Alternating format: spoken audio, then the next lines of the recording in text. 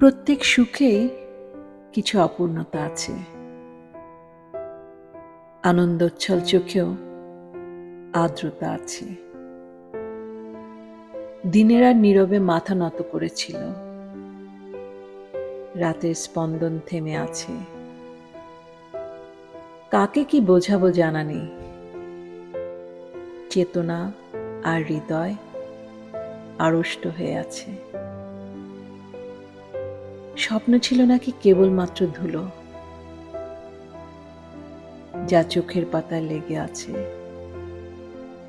কাকে বলেছি মনের সব কথা, সারা শহরে উত্তেজনা রয়ে গেছে।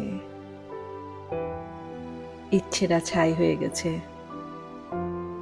তবু আগুন কোথাও এখনো জ্বলছে।